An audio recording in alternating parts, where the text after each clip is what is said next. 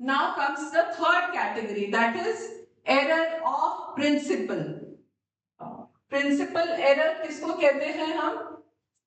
जब प्रिंसिपली कुछ गलत होता है, जिसका बहुत कॉमन एग्जांपल ये है कि आपकी कैपिटल एक्सपेंडिचर को आपने रेवेन्यू ट्रीट कर दिया या आपने रेवेन्यू एक्सपेंडिचर को कैपिटल ट्रीट कर दिया, तो जो प्रॉफिट एंड लॉस में आपकी एंट्री होनी चाहिए थी वो आपकी सीधे बैलेंस शीट में एंट्री हो रही है। ठीक है, तो इसका जैसे है, एक एग्जांपल है, purchase of machinery recorded as purchase expenses. आपने मशीनरी परचेज किया तो एंट्री क्या होना चाहिए?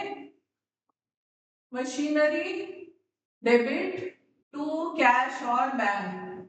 ठीक है, आपने मशीनरी की जगह आपने परचेज को डेबिट कर दिया। परचेजेस मतलब नॉर्मल जो बिजनेस की गुड्स होते हैं, आपने उसमें डाल दिया, तो ये एक ग्रेव एरर है।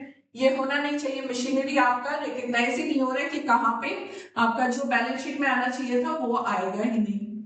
या आप ऐसे कर रहे हो कि जो मशीनरी परचेज हुआ है उसमें जो वेजेस है या सैलरी या इंस्टॉलेशन कॉस्ट है उसको आपने रेवेन्यू ट्रीट कर दिया, तो जो मशीनरी में ऐड होना चाहिए था उसको आपने नॉर्मल रेवेन्यू एक्सपेंसेस ट्रीट कर दिया।